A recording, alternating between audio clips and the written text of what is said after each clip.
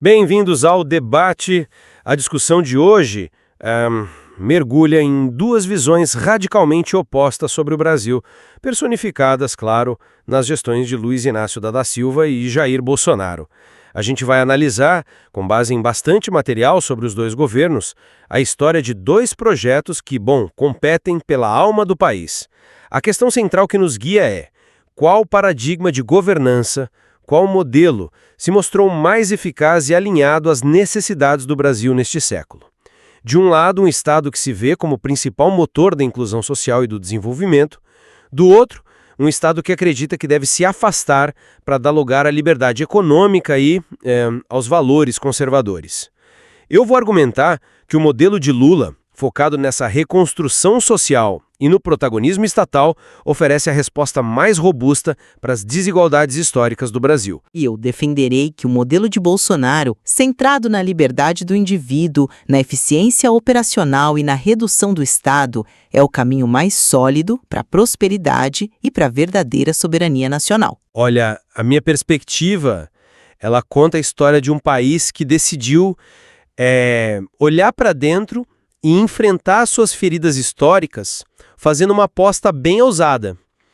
A de que a inclusão dos mais pobres não era um custo, mas o próprio motor do crescimento. O que os dados do período Lula nos mostram não é só que a transferência de renda funciona, mas a validação de uma tese econômica. A tese de que fortalecer a base da pirâmide, com consumo, com crédito, através da valorização real do salário mínimo, e de programas como Bolsa Família, cria um mercado interno robusto, sabe? O insight aqui é que, para este modelo, o pobre não é um fardo no orçamento. Ele é parte central da estratégia econômica. E isso se reflete no investimento estatal em infraestrutura, como o novo PAC, um plano massivo que busca orientar o crescimento, e também na expansão da educação técnica, construindo a base para um futuro mais qualificado. A política externa altiva e ativa segue a mesma lógica: posicionar o Brasil como um protagonista em um mundo com múltiplos polos de poder. Já a minha perspectiva, ela conta uma história um pouco diferente, a de um gigante adormecido que precisava ser libertado das amarras de um Estado assim burocrático e intervencionista para que o talento e a força do seu povo pudessem finalmente florescer. A gestão Bolsonaro, ela operou sobre uma premissa simples: o governo não gera riqueza, ele a administra. E vamos ser sinceros, muitas vezes mal. A prosperidade vem do indivíduo, do empreendedor. Para destravar esse potencial, foram criadas ferramentas como a Lei da Liberdade Econômica e o Marco Legal das Startups. E o que são essas leis na prática, né? São a remoção de barreiras. A primeira basicamente diz: olha, se o seu negócio é de baixo risco, você não precisa de um carimbo do governo para começar. A segunda cria um ambiente seguro para investir em inovação. O resultado foi um recorde de empresas abertas. E no campo social, a lógica é a mesma: promover a emancipação, não a dependência. Movimentos sociais. O argumento central é direto: o Brasil decola de verdade quando o Estado para de atrapalhar quem está tentando produzir. Ótimo! Vamos aprofundar então o primeiro ponto: o papel do Estado na economia. Eu vejo o Estado não como um mero administrador, mas como um investidor estratégico, capaz de assumir riscos que o mercado privado, que é focado no lucro de curto prazo, simplesmente não assumiria. O exemplo mais claro disso, para mim, é a descoberta do pré-sal. Aquilo não foi um acidente, né? Foi o resultado de uma decisão política de investir pesado em tecnologia de exploração em águas profundas através da Petrobras, algo que o setor privado considerava inviável na época. Hoje, o novo PAC segue essa mesma filosofia. Não se trata apenas de construir pontes e estradas, mas de usar 1,7 trilhões de reais, uma mistura de dinheiro público, de estatais e privado, para guiar o desenvolvimento para áreas estratégicas, como a transição energética e a infraestrutura social. É um Estado que aponta uma direção. E bem intencionado. Na prática, o que a gente vê é um Estado que se torna um fim em si mesmo, inchado e muito suscetível à corrupção. A gestão Bolsonaro atacou essa percepção de frente. Vamos focar em um número que ilustra bem essa visão de eficiência. O lucro recorde de 188 bilhões de reais das estatais em 2021. Esse valor é significativo porque ele desafia a ideia de que empresas públicas são, por natureza, cabides de emprego ineficientes. A tese aqui é que, com gestão técnica e sem interferência política, esses ativos podem gerar um retorno massivo, talvez até maior do que o que se obteria com uma privatização apressada. E quando o investimento precisa vir, o modelo é outro. Veja o programa ProTrilhos. Em vez do governo construir ferrovias, ele autoriza a iniciativa privada a fazer. Qual o resultado? Dezenas de pedidos que somam 165 bilhões de reais em investimentos privados, com potencial para reduzir o custo da logística em mais de 30%. Isso é destravar o país. Seu ponto sobre a gestão técnica é interessante, mas me leva a questionar, eficiente para quem? O modelo de autorizações do ProTrilhos, por exemplo, ele naturalmente prioriza trechos que ligam uma área de extração de minério a um porto de exportação, porque, bom, é onde o lucro é rápido e garantido. Mas e as cidades que ficam no caminho? E a integração do mercado interno que uma malha ferroviária planejada pelo Estado poderia promover? O lucro privado não tem necessariamente o mesmo objetivo do desenvolvimento nacional. É por isso que programas como o Desenrola Brasil, que limpou o nome de 15 milhões de pessoas, são vitais. O mercado financeiro sozinho não ia resolver o superendividamento. Foi preciso uma ação coordenada do Estado para sanear a economia na base. Por outro lado, a gente não pode ignorar que a expansão de gastos e programas estatais tem um custo, né? Que se reflete em impostos mais altos, em inflação. Medidas como a desoneração dos combustíveis e a redução de IPI, o Imposto sobre Produtos Industrializados, foram muito mais diretas e, eu diria, eficazes para proteger o poder de compra de todos os brasileiros e estimular a indústria. A ideia de que apenas o Estado pode pensar estrategicamente, ela subestima a capacidade da sociedade.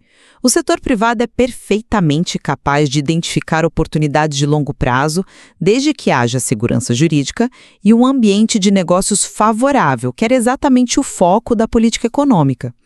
A melhor política social, muitas vezes, é uma economia forte e um ambiente onde seja fácil gerar empregos. E isso nos leva diretamente ao segundo ponto, a política social e a redução da pobreza. A abordagem que eu defendo ela é estrutural. A valorização contínua do salário mínimo acima da inflação não é apenas uma ajuda, é uma política macroeconômica. Ela fortalece a demanda, o que incentiva a produção e, consequentemente, gera mais empregos. O Bolsa Família, por sua vez, não era só a transferência do dinheiro. Ele vinha com condicionalidades, como manter as crianças na escola, a vacinação em dia, atacando as causas da pobreza no longo prazo. Isso, somado a programas como Minha Casa Minha Vida, que não só deu um teto, mas também movimentou toda a cadeia da construção civil, cria mobilidade social duradoura. Não é um alívio temporário, é construir um piso de dignidade para que as pessoas possam subir por conta própria. Essa é uma narrativa poderosa de fato, mas ela ignora a contrapartida. A dependência. Um Estado que se apresenta como provedor de tudo pode, intencionalmente ou não, criar um ciclo vicioso de dependência política. É aqui que a questão da titulação de terra se torna tão simbólica. O que é mais emancipador? Receber um benefício mensal do governo ou o título de propriedade da terra onde você vive e trabalha? Os governos do PT, apesar de todo o discurso, mantiveram um número historicamente baixo de titulações, o que mantinha os assentados numa situação de precariedade, muitas vezes dependentes da liderança de movimentos sociais. A gestão Bolsonaro emitiu mais de 450 mil títulos entre 2019 e 2022. Isso é dar autonomia real. Eu concordo que o auxílio emergencial na pandemia foi uma ação estatal massiva e vital, claro, beneficiando 68 milhões de pessoas. Ninguém de boa fé nega isso. Mas ele foi uma resposta a uma crise aguda.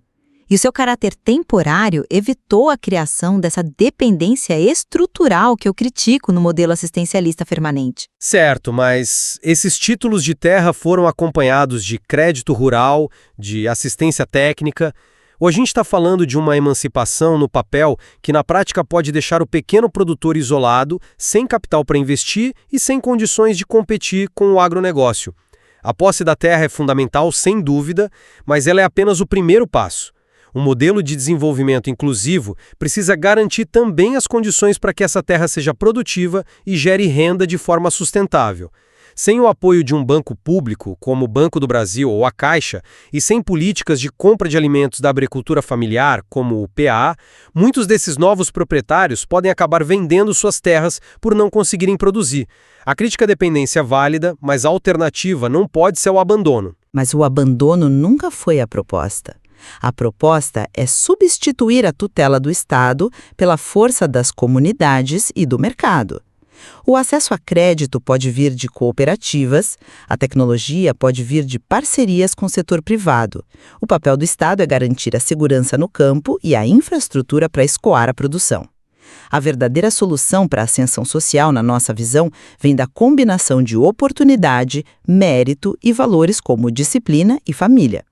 O Estado deve fornecer uma educação de qualidade e um ambiente seguro, mas o protagonismo tem que ser do cidadão. O vitimismo e a cultura da dependência, ao fim e ao cabo, enfraquecem o indivíduo e a nação. Isso nos transporta para o nosso último ponto, a política externa e a visão de mundo. Eu entendo a sua ênfase na soberania e nos valores, mas essa lógica, na prática, nos levou a um isolamento perigoso no cenário internacional. A política externa de Lula partia de um pragmatismo diferente. A ideia de que, no mundo cada vez mais complexo, o Brasil não pode se dar ao luxo de ter apenas um ou dois parceiros. A busca por um mundo multipolar, com o fortalecimento dos BRICS e a reintegração da América do Sul, era uma estratégia de autonomia. Era sobre criar opções, negociar com todos e não se submeter automaticamente a nenhuma potência. E isso se mostrou crucial para, por exemplo, reconstruir a agenda ambiental e posicionar o Brasil como um líder climático, algo essencial para atrair os investimentos da nova economia de baixo carbono. Eu vejo de outra forma. O que é chamado de isolamento, eu chamo de posicionamento. O alinhamento com o governo Trump, por exemplo, não foi uma submissão ideológica, mas uma decisão pragmática baseada em valores compartilhados por grande parte da população, Deus, pátria, família, liberdade e interesses comuns, e gerou resultados concretos, como a designação do Brasil como aliado prioritário extra-OTAN, que facilita a cooperação em defesa e tecnologia. A chamada política ativa e altiva dos governos do PT, na prática, muitas vezes se traduziu em apoio financeiro e diplomático a regimes autoritários na América Latina, como o da Venezuela, o que prejudicou os interesses brasileiros e a estabilidade da região. A política externa de Bolsonaro buscou, acima de tudo, defender a soberania nacional contra o que se percebe como globalismo. Certo, mas o que significa globalismo nesse contexto? Porque se for a participação em organismos internacionais, a gestão anterior acumulou 5 bilhões de reais em dívidas com eles, arriscando nosso direito de voto na ONU. Se for a cooperação em temas como meio ambiente e direitos humanos, se afastar disso não é defender a soberania, é perder relevância e oportunidades. O pragmatismo exige reconhecer que os maiores desafios do século XXI, pandemias, mudanças climáticas, crises econômicas, são globais e não podem ser resolvidos com uma visão nacionalista estreita. Uma diplomacia que se fecha para o mundo em nome da soberania acaba diminuindo o país. O globalismo aqui se refere à ideia de que agendas supranacionais, muitas vezes promovidas por ONGs e burocratas não eleitos, devem se sobrepor às decisões soberanas de uma nação e aos valores do seu povo. A defesa era contra isso. E sobre a Venezuela, a crítica não era sobre dialogar, mas sobre financiar e apoiar ativamente um regime que se tornou uma ditadura. A política externa precisa ter um pilar moral. Ela não pode ser puramente mercantilista, ignorando a natureza dos regimes com os quais se associa. A soberania significa ter o direito de escolher seus parceiros com base não apenas em interesses econômicos, mas também em afinidades e valores. Bom, para resumir minha posição, os dados sobre a redução da desigualdade, o fortalecimento do mercado interno e a reconstrução da capacidade de investimento do Estado, eles validam o modelo de governança de Lula. Um desenvolvimento sustentável, social e econômico só é possível com um Estado forte e presente, que atue como indutor de oportunidades, planejador estratégico e protetor dos mais vulneráveis. Eu acredito que o Brasil só prospera de verdade quando o desenvolvimento alcança todos, de baixo para cima. E concluindo o meu argumento, os recortes de abertura de empresas, a geração de empregos que veio da desburocratização, o lucro das estatais sob gestão técnica e, crucialmente, a emancipação através da titulação de terras, demonstram a superioridade de um modelo baseado na liberdade econômica e na confiança no indivíduo. A verdadeira soberania e a prosperidade duradoura vêm da força de um cidadão livre, de famílias fortalecidas e de um Estado que se limita a servir o povo em vez de tentar controlá-lo. Bom, acho que fica claro que a disputa entre esses dois paradigmas, o da reconstrução social liderada pelo Estado versus o da prosperidade liberal conservadora impulsionada pelo indivíduo, continua a ser o eixo central do debate político brasileiro. Exato. E a análise aprofundada das diferentes abordagens sobre o papel do Estado, o desenho das políticas sociais e a forma como o Brasil se insere no mundo é fundamental para compreender os caminhos e os desafios do país. O material que baseou nossa conversa hoje oferece fundamentos sólidos para que essa reflexão continue.